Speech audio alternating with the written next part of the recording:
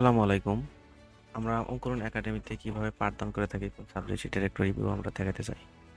আচ্ছা, প্রথম শুরু করি আমরা যে এসেছি 2027 বাংলা সাজেশনটা আমরা কিভাবে লেকচার শিটের মাধ্যমে করে থাকি সেটা একটু দেখাই নমুনা। যেমন প্রথমে দেওয়া আছে এমসিকিউতে কিভাবে 30-এ 30 পেতে হবে তার একটা গাইডলাইন সুন্দর করে দেওয়া আছে এরকম যে কোন পার্ট থেকে কয়টা এমসিকিউ থাকে আর আমার কোন পার্টটা আগে পড়া শুরু করতে হবে এবং কিভাবে পড়তে হবে তার সুন্দর করে এরকম দেওয়া আছে এবং এগুলো সবগুলো আমরা হাতে কলমে আমরা পড়িয়ে থাকি। এই যেমন প্রথমে কবিতা পড়তে হবে, যে কবিতাটা কিভাবে পড়া শুরু করলে আমরা মানে কবিতার যত এমসিকিউ আছে সবগুলো ভালো মতো পাবো। যেমন প্রথমে দেওয়া আছে কবিতার নাম, কবির নাম, আর কবি পরিচিতির গুরুত্বপূর্ণ অংশ, পাঠ পরিচিতি সর্বনিম্ন 5-6 বার, এগুলো আমরা সবগুলো হাতে হাতে ধরে ধরে আমরা পড়াই। এবং আবার গদ্য উপন্যাস কিভাবে পড়া লাগবো তার সুন্দর করে একটা কি দিক নির্দেশনা দেওয়া আছে। এবং এই যে গদ্য উপন্যাসে 5 নম্বর একটা পয়েন্ট দেওয়া আছে যে গদ্য প্রথমবার পড়তে হবে, শুধু এমসিকিউ এর উত্তর হবে সেই লাইন। মানে এমসিকিউর উত্তর হবে সেই লাইন বলতে কি বোঝায়, যেমন এই লাইনের মধ্যে শুধু যদি বলি যে সুভার বড় বোন দুটির নাম কি, তাহলে যেমন সুকেশিনী ও সুহাসিনী এরকম ভাবে 5 নম্বর। আর বলা হয় যে সম্পূর্ণ লাইন কি দেওয়া যাবে না, দাগ দেওয়া যাবে না, তার মানে আমরা সম্পূর্ণ লাইন কি করবো না, দাগ দেবো না, এরকম করে একটা নমুনা দেওয়া আছে কিভাবে দাগাইতে হবে এরকম আমরা, এবং কি সবগুলা নিজেরা দাগ দিয়ে পরে দিয়ে দিই। আচ্ছা, তারপরে নিচে একটা জিনিস দেওয়া আছে যে সৃজনশীল এবং এমসিকিউ একসাথে পড়ার চেষ্টা করা যাবে না। প্রথমে শুধু এমসিকিউর জন্য পড়তে হবে, মানে প্রথমে আমরা শুধু এমসিকিউর জন্য পড়বো, পরে আবার সৃজনশীলের জন্য আলাদাভাবে পড়বো।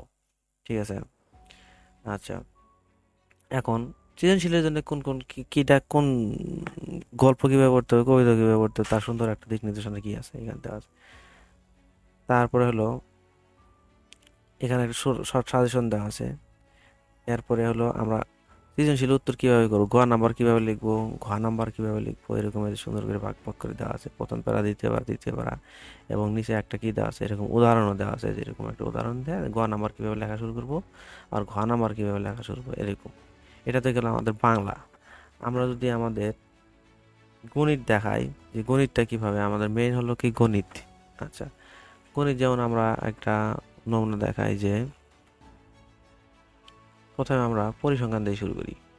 যে পরিসংখ্যানে আমরা আমাদের হলো যে নিজস্ব তৈরি করা শীট, এরকম দুইটা উদাহরণ দেওয়া আছে, যেমন এই একটা উদাহরণ, এই একটা উদাহরণ আর এই একটা উদাহরণ, এই দুইটা উদাহরণ করলে আমাদের 20 মার্ক কমন।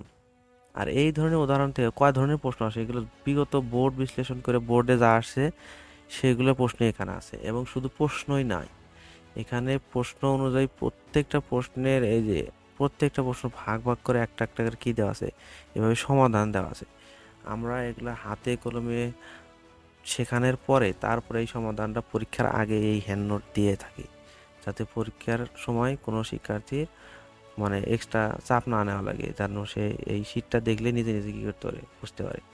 এবং প্রত্যেকটা অঙ্কের সমাধানের এক্ষেত্রে আমরা বিভিন্ন ধরনের ভিজুয়ালাইজেশন চিত্র ব্যবহার করছি, যেন কোন মানটা কীভাবে আসলো, যেন একটা ওই শিক্ষার্থী আটকে গেলে সে যেন এই যে এগুলো দেখলেই এগুলো সবগুলো কি কী করতে পারে, বুঝতে পারে। সবগুলো এরকম সুন্দর করে ভাগ ভাগ করে দেওয়া আছে। আচ্ছা, এটা হলো প্রিমিয়াম শিট, এটা হলো এই শিটটা করতে পারলে পরিসংখ্যাটা 20-এ 20। এই যে এরকম সুন্দর করে ভাগ ভাগ করে দেওয়া আছে কোন লাইনের পর কোন লাইন কিভাবে আসে এরকম। এই যে এরকম সম্পূর্ণ সমাধান আমি কি করে দেওয়া, এভাবে দেওয়া আছে, এটা পরিসংখ্যান। এরপরে আমরা যদি পরিসংখ্যানের পরে যদি আমরা জ্যামিতির যদি যাই, যে জ্যামিতিটা কি, জ্যামিতিতে আমরা এরকম ভাগ করা আছে যে কোন কোন কোনগুলো বারবার বোর্ডে আসছে এবং কি সামনে কোনগুলো ইম্পর্টেন্ট, সবগুলো এরকম সুন্দর করে শিটে দেওয়া আছে। এই শিটগুলো আমরা ধরে ধরে একেবারে সম্পূর্ণ সমাধান করি। আবার এই যে চিত্রগুলো আমরা সবগুলো বর্গ, রম্বস, আয়ত, সামান্তরিক, এগুলো ট্রাপিজিয়াম, বৃত্ত, এগুলো সবগুলো আলাদা আলাদা ভাগ করে নিয়েছি। তার মানে আমরা এই কয়েকটা নিয়ম বারবার প্র্যাকটিস করব, আর বোর্ডে হলো খালি শুধু সংখ্যাটা চেঞ্জ থাকবে, এটা আমরা ধরে ধরে সবগুলো কি করব, সমাধান করে দিই। দেওয়ার পর এই প্রত্যেকটা প্রশ্নেরই আবার সমাধান আমাদের কি আছে, সেটা দেওয়া আছে। সেটা কেমন, আমরা যদি দেখাই যে এটাতে গেল প্রশ্ন। আচ্ছা, এই যে প্রত্যেকটা কোণ এরকম প্রত্যেকটা কিভাবে আঁকাতে হবে সবগুলো সমাধান এরকম দেওয়া আছে, কিন্তু এই শিটগুলো আমরা আগে দিয়ে থাকি না, সব সাজেশন এটা পরীক্ষার আগে। কারণ শিট যদি আমরা আগে দিয়ে দিই তাহলে পোলাপান তো মানে শিটগুলো বাড়িতে রেখে দেয়, প্র্যাকটিস করবো না। আর এটা রাখি এই জন্যে যে এটা দিব একেবারে পরীক্ষার আগে। ঠিক আছে, তারপর প্রত্যেকটা প্রশ্ন ধরে ধরে ধরে ধরে সমাধান, যে একজন শিক্ষার্থী গণিতে ভালো করতে, সর্বোচ্চ ভালো করতে যা করা লাগে তাই আমরা কি এখান থেকেই করি। আচ্ছা, এটা জ্যামিতি দেখালাম। এরপরে এগুলো সবগুলো শেষ হওয়ার পরে আমরা কি একটা প্র্যাকটিস এক্সাম, এই যে আমরা সাপ্তাহিক পরীক্ষা, এই যে প্রথমে আমরা প্র্যাকটিস করালাম ধরে ধরে, করানোর পরে অমনি সাপ্তাহিক পরীক্ষা এরকম ভাগ ভাগ করে সুন্দর করে সাপ্তাহিক পরীক্ষা নিব। আচ্ছা, এরপরে হলো জ্যামিতি, এটাতে গেলো জ্যামিতি। এরপর শুধু এবার যদি আমি ত্রিকোণমিতির একটা শীট দেখাই, যে আমরা ত্রিকোণমিতিগুলো আসলে কীভাবে পাঠদান করতে পারি। ত্রিকোণমিতি আমি সব সময় আমাদের চেষ্টা থাকে বোর্ড বই ভিত্তিক, আমরা কখনো গাইড, সম্পূর্ণ গাইড ফলো করি না, আমরা বোর্ড বইয়ের প্রতি সবসময় বেশি ফোকাস করি। বোর্ড বইয়ের একটা প্রশ্ন আমরা বাদ দিলে বোর্ড বইয়ের প্রশ্ন প্রতিটা প্রশ্ন ধরে ধরে সমাধান করি। যেমন এই যে প্রথমে হলো আমাদের ত্রিকোণমিতির সূত্রগুলো সুন্দর করে আলোচনা করছি, এগুলো প্রত্যেকটা সূত্র কিভাবে মনে রাখা যায়। যেমন আমার একটা ছন্দ দিয়েছে এরকম, যে বাংলা সূত্র সাইন লতি কস ভূতিকে নিয়ে টেনের লাভ কট ফুল করেছে কবি কষে গলি, মানে এই ছন্দটা একটু মনে রাখলে আমার এই সূত্র পুরোটাই মনে থাকবে। এবং এই সবগুলো সূত্র এখানে না লেখা, এখানে এরকম লেখা নাই, এগুলো আমরা সবগুলো টেকনিকের সাহায্যে কিভাবে মনে রাখা যায় সবগুলো আমরা ক্লাসে কি করবো, শিখিয়ে দেবো। যেমন এই যে সম্পর্কের সূত্র, যার সাথে তার সম্পর্ক তার ওয়ান ডিভাইডেড সম্পর্ক সূত্র, তার মানে সাইনের সাথে সম্পর্ক কসেক, তার মানে কসেকের সূত্র মুখস্থ করার দরকার নাই, সাইন সমান লেখা যায় এই যে ওয়ান ডিভাইডেড কসেক। আবার কসেকের সাথে সাইন, তার মানে কসেক সমান লেখা যায় ওয়ান ডিভাইডেড সাইন। এক কথা যার সাথে সম্পর্ক তার ওয়ান ডিভাইডেড সূত্র, এরকম সূত্র করে টেকনিক দেওয়া আছে, এরকম তীর চিহ্ন দেওয়া, এই যে এরকম।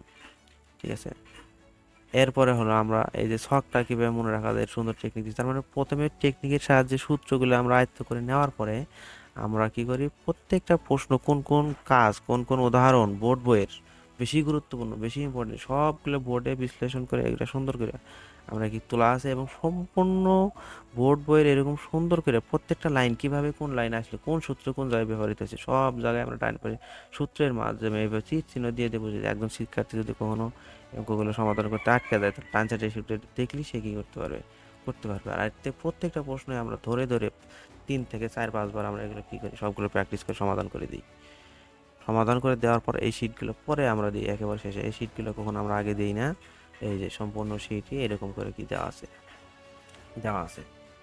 এরপরে আমরা যদি, এটা তো আমরা নবম দশম শ্রেণী গেলে, এবার যদি আমরা ক্লাস 8-এর একটা নমুনা দেখাই, যেমন আমরা পরিসংখ্যানের একটা শীট দেখাই। অষ্টম শ্রেণীতে একটা পরিসংখ্যান এরকম টাইপ ভিত্তিক ভাগ করা, যে যেমন একটা এরকম একটা প্রশ্ন দেওয়া আছে, এই প্রশ্ন থেকে কয় ধরনের প্রশ্ন হতে পারে, কোন কোন প্রশ্নটা ইম্পর্টেন্ট, এরকম টিউশন দেওয়া আছে। তার মানে এই একটা প্রশ্ন প্র্যাকটিস করলে তার বিগত আর প্রশ্ন প্র্যাকটিস করার কি প্রয়োজন। আর প্রত্যেকটা প্রশ্নের কি আছে আলাদা আলাদা এবার কি দিছি, আমরা সমাধান দিয়ে দিছি, প্রত্যেকটা প্রশ্নের এরকম সমাধান দিয়ে দিছি, গোছানো, একেবারে গোছানো। এগুলো আমরা ধরে ধরে প্র্যাকটিস করা হবে চিত্রের মাধ্যমে। নবম দশম শ্রেণীর মতো সেম ভাবে আমরা কি করছি, এভাবে প্র্যাকটিস করে ধরে ধরে দেখাইছি। এবং কি প্রত্যেকটা প্রশ্নই আমরা ধরে ধরে সমাধান করে দিয়েছি। এবং কি আবার ওই একই রিলেটেড আবার কি হোমওয়ার্ক প্র্যাকটিস করার জন্য নিচে আবার কি হোমওয়ার্ক দিয়ে দিছে, যে এরকম 3টা বা 4টা করে প্র্যাকটিসের জন্য আমরা হোমওয়ার্ক দিয়ে রাখছি। এছাড়া এগুলো প্র্যাকটিস করলেই, অনুশীলন করুন নামে একটা থাকে, করলেই একজন শিক্ষার্থী চ্যাপ্টারটা যেভাবে প্রশ্ন আসুক সে কি করতে পারবে, উত্তর করতে পারবে। এবং কিভাবে কি বের করতে হবে সবগুলো আমরা যেরকম চিত্রের মাধ্যমে সুন্দর করে কি দিয়ে দেওয়া আছে।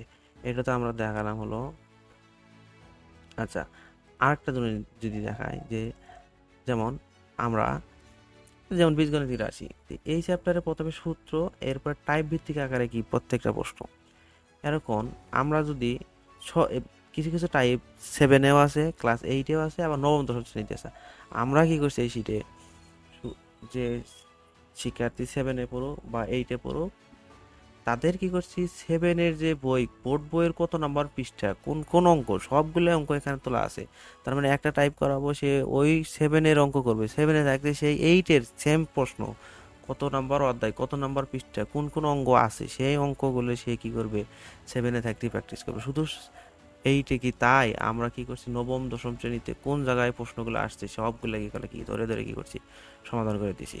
আবার এরকম সিস্টেম পাবে যে 7-এ আছে এই প্রশ্নগুলো, যেরকম 7-এ আছে কত পৃষ্ঠায়, আবার 8-এ কত পৃষ্ঠায়, নবম দশম শ্রেণীতে কত পৃষ্ঠায়, সবগুলো প্রশ্ন আমরা কি টাইপ ভিত্তিক ধরে ধরে এই শিটগুলো আমরা কি সমাধান করছি। তার মানে বোর্ড বই আমরা 7-এ বা 8-এ থাকতে, সে শুধু 7 বা 8-এ না, আমরা পুরা নবম দশম শ্রেণী পর্যন্ত যত প্রশ্ন আছে সবগুলো প্রশ্ন আমরা কি করি ধরে ধরে ধরে সলভ করি। তার মানে একটা স্টুডেন্টের গণিতে বেসিক শক্ত করতে এর বাইরে আমার মনে হয় না যে আর কিছু পড়া দরকার।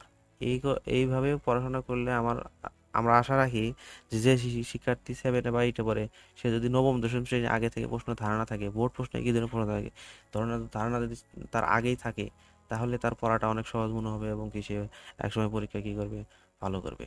তা আমরা আরও আমাদের শ্রমক আছে, সবগুলো শ্রমক এক ভিডিওতে দেখা সম্ভব না।